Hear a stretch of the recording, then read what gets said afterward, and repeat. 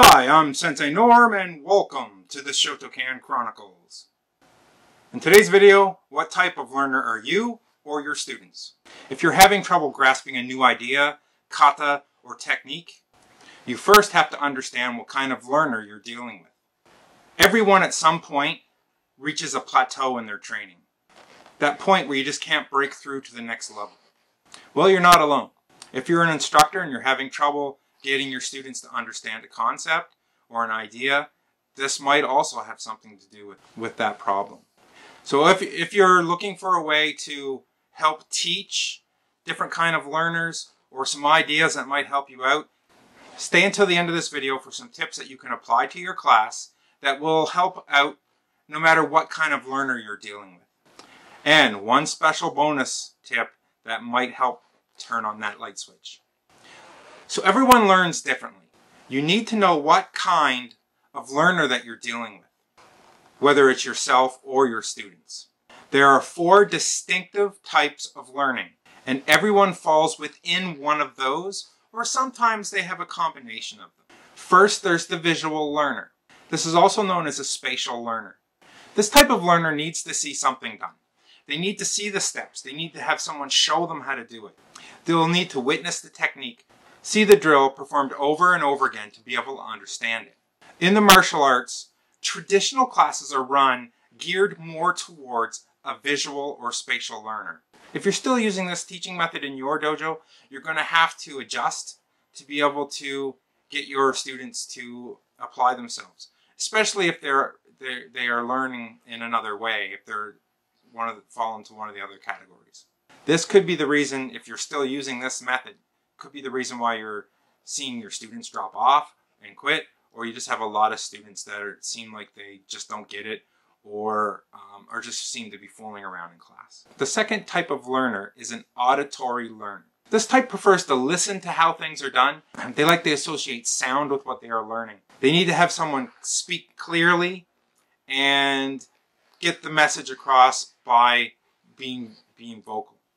Now again, in karate classes, we do a lot of vocal and visual. So these two kind of work together.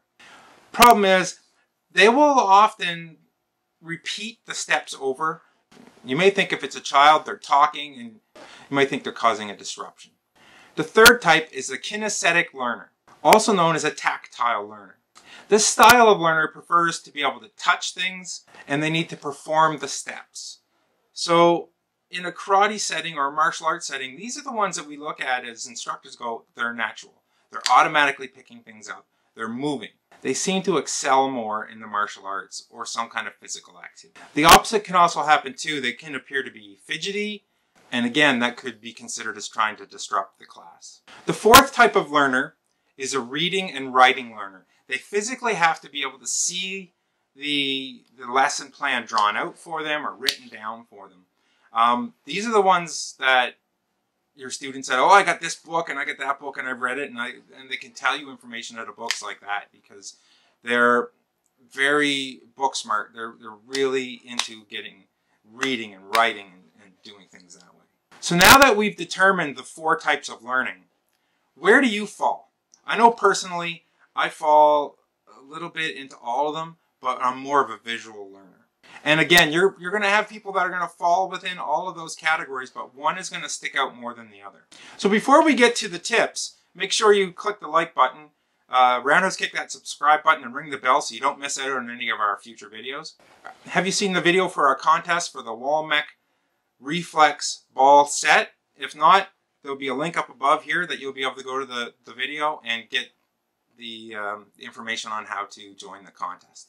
Now, what can you do to help your students, no matter what type of learner they are? So you need to change up your methods a little bit. You got to remember, we are, as instructors, we're teachers, basically the same as a school teacher. We have to adapt to what they are doing to help our students. So incorporate some different things like a whiteboard or a blackboard. Write down some of the ideas that you have.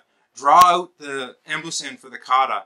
Write down and maybe draw some pictures for them, showing them techniques and how things are done. Maybe have a handout of the drill so they can take it home and study it. This will help different levels. This will help the reader and writer. This will help the visual as well. Incorporate a group discussion.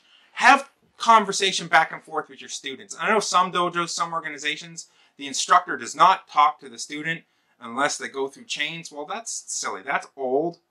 Now you need to be able to have that communication with your students. Incorporate music into your training. This way they can associate a sound with the skill that they're learning. I know doing kata to music is really great, but you need to find the right music. Not to put music in and just let them do the kata any way they want. You have to find a rhythm that is similar to the kata. So you're going to have to do some research. But music will also help with their timing for sparring and other drills. So if you can get a nice music with a nice beat that you can teach them how to move to the music, and that will associate with what the skill that they're learning. But don't let your students get bored. Keep them moving, keep them active, keep them engaged. Sometimes for a tactile learner, you may have to actually take their hand and move it through the motion of the technique so they understand where the rotation happens and stuff like that. Now, if you have to do this kind of adjustment to your training, to your teaching, make sure you ask permission from both the student and, if it is a kid, from the parent, that you can physically touch their hand. Because in today's society, you touch someone, the kid's going to go home and tell their parents, "Oh, sensei touched me." Now it's going to get into a whole kettle of fish that you don't want to be in. So if it's just something as simple as you're taking their hand and you're moving it out, it may not seem important, but in today's society, make sure you ask permission. Another great idea is to assign readings. Grab a book, a martial arts book, for example, Master Okazaki's The Modern Textbook of Karate, which I'll put a link to in the bottom. It's a great book. Tell them, read chapter 4 or whatever of this book, and that way they can associate the reading with the topic you're working on. The only thing is, make sure you've read it. I've had instructors in the past from different groups that I've gone to. I've gone to practice at other dojos over the years, and I went to one place and the person said, "Read this." And he said, "This is what it'll say." And I've already read that. And I was like, no, that's not correct. So make sure that you're familiar with the work that you're going to have your students read. Another great thing that you can do, get a workbook for them. Give them a handout from the workbook. There's a really good workbook called the Kids Karate Workbook. And again, I'll put a link to that down below. You can scan a page out of that, pass them out. There's questions, there's answers. There's information, there's activities in the book that would help a lot. That bonus tip, sometimes bring in a guest instructor. Just because you're teaching them, and you'll be teaching them something, and you'll use the exact same language, but sometimes somebody come in and saying it a different way is going to help them a lot. In our organization, we bring in masters all the time, different masters to do tests and clinics, and they'll teach the exact same thing that I might teach, but they say it in a different way, and sometimes that clicks for the students. I hope this helps with your teaching and that you're able to adapt some of these things to your classes to help adjust for those different types of learners in your class. If it helps your students, leave a comment down below and let me know. Thanks for watching, and see you next time on the Shotokan Chronicles.